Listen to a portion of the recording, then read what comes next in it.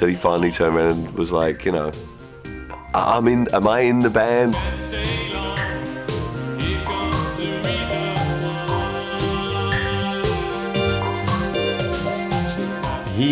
Though it wasn't initially apparent, it was a steadying hand. It was more like a band who were together than three guys and Vince who wasn't having a good time. So in that sense, the machine was not broken, it was just changed. Charlie Wilder's first gig, wasn't that at Crocs? He played at Crocs, yeah. And then, within the space of days, I think we were whisked off to New York to play a gig, and I think that was the first sort of proper gig.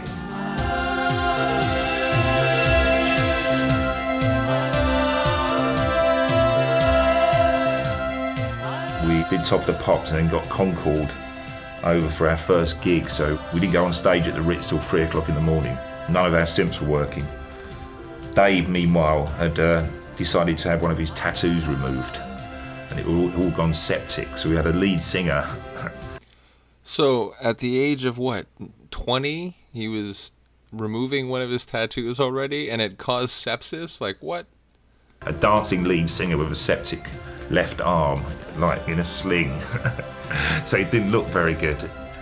And I remember we came off and it was really tight. It must have been about 5 o'clock in the morning we got out of that place, and the Ritz. And this bloke shouted to us, "What happened to you guys? You used to be good." We all of us remember that comment and feeling really down. And it was just one of those tours, you know. It was just it wasn't that successful. It was just, you know, and we just honestly thought that our music would never ever be compatible with what the Americans want.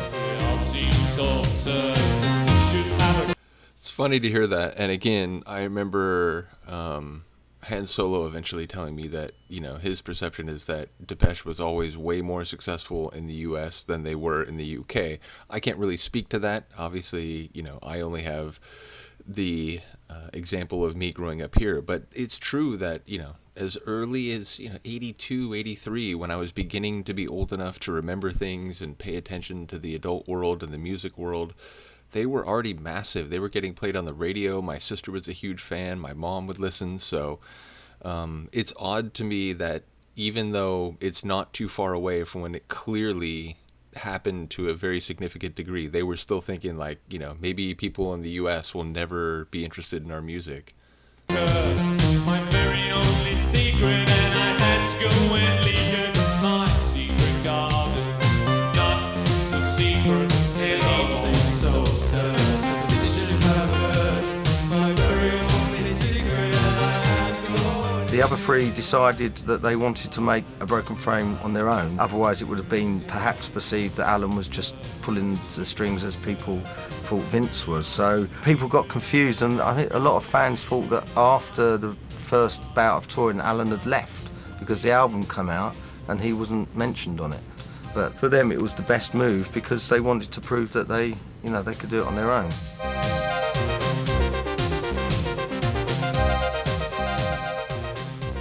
I think to a certain extent there was, we don't know what to do, and also he is not one of us.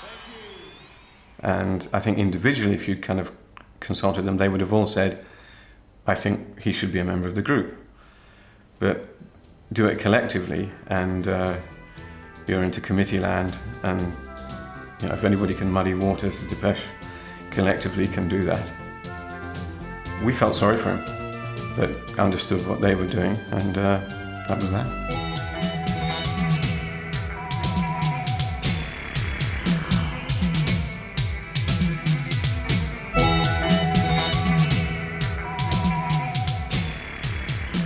We went in the studio and Martin was given the tall order. It's funny, like, again, listening to synth pop for most of my life, it was only when I began doing reactions, and in particular when I reacted to some Kate Bush material pretty early on in her career. Not her first album, I think it was like her third album. But people mentioned she was one of the first people to really start using the Fairlight sampler, and that it became this coveted piece of hardware which allowed people to incorporate aspects of different types of sounds into music that hadn't really been possible, or at least, conveniently feasible before. So when I see that, it does recall a number of comments that people have made. So it's cool. Like when I watch this, it's not only informed by my own history of, following the band and being a big fan of Depeche, but it's also informed by the comments people have made in different deep dives over the last year and a half. So shout out to all of you. To come up with like 10 songs. I hadn't really heard very many of his songs, but the others had and knew his potential. I think at the time I was quite excited about it. It was the obvious choice for me to take over because at that point Dave didn't even write songs.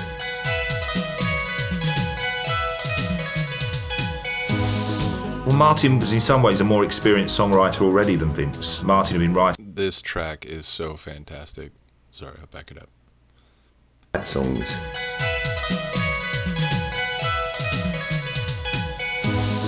Well, Martin was in some ways a more experienced songwriter already than Vince. Martin had been writing songs since the age of 14, and he wrote some fantastic songs then, of which some of those songs he wrote then made it onto A Broken Frame. I knew Martin wrote good songs because I'd heard his previous band, Norman and the Worms. They were kind of quite unconventional. His taste is so oddball as well. I think that's respected. It's interesting because I know there are people who have different opinions about the members of Depeche and, what they've brought to the group over the years and, what iteration of the band is perhaps the most enjoyable or the most innovative. But yeah, to get praise from someone who, I regard as a musical genius, Vince Clarke, for him to say such a high thing about Martin is impressive. In songwriting. It would have been weird doing Speak and Spell Part 2 with the nature of Martin's songs. They were much more complex melodically.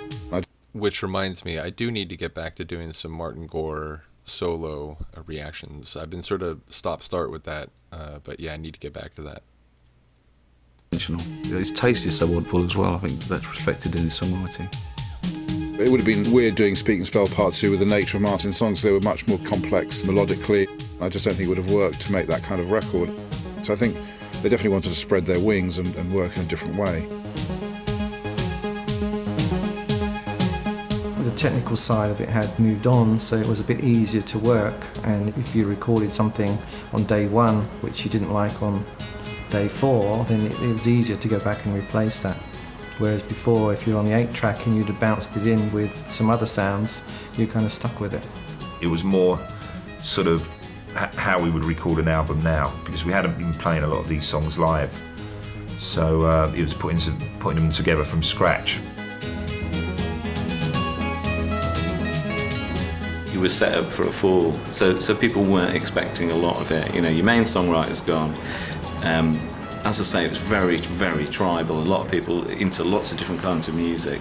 So, what Depeche Mode did, within that area of music, people just thought, oh, that's okay, but, they're not going to have the big hits like they used to.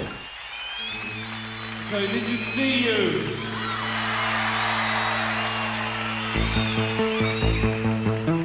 We didn't have a vision at all. We were sort of torn between being a pop band on smash hits and sort of a cooler alternative band. Such a tune. Peel was playing the band, Peter Powell was playing the band, Janice Long was playing the band. So in terms of the credible end of Radio 1, the after 4 o'clock going into the evening, where you wanted, as a promotion man, you absolutely wanted your band to be embraced. They were embracing the band. It was more the guys in daytime radio who just didn't really didn't quite understand a band that were all keyboards. Neil knew that it was going to be really hard to get over on the radio, and of course they hated it. By that time we were already hated by radio DJs, and they would often comment on how doomy we were. When See You came out, doomy. It did in terms of trying to get to where I wanted to get. Achieve very much more. Yeah, we got on the radio. Yes, we did some TV. We probably did some TV in those days that we shouldn't have done, which I kind of felt was probably my fault. But I was so desperate to move the band forward and to get more people to know about them and to break the band into a bigger arena, that we probably did stuff that, in retrospect, I probably would never have allowed them to do if I'd have been a few years older.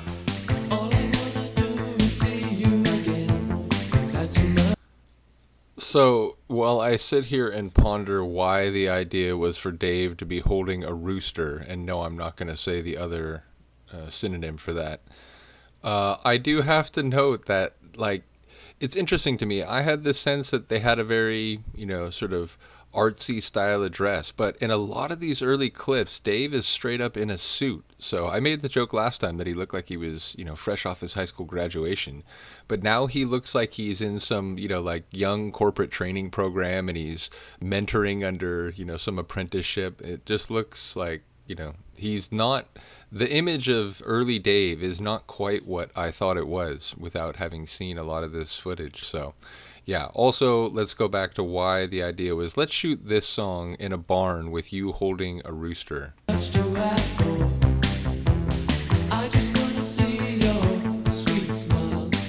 We were just so young and stupid that we agreed to everything that any... Like, I can't, it's just, okay, so it's one thing that they agreed to it. It's one thing that their manager was getting them to do some questionable publicity things. But, like, what art director was like, you know what we really need for this song? We need to put them in a barn in tuxedos and or full suits and have them carrying livestock. Anyone offered us. Yeah, and there was always an argument, goes out to so-and-so million people. Okay, we'll do it,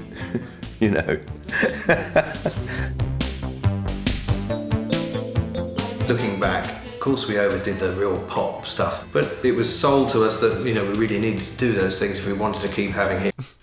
I like how they all have their different relationships with the particular rooster they were given. Records. And so we just did everything that came along. I mean, as time went on, we became a bit more choosy. But Meanwhile, there's some racy late night stuff happening over in the Hay.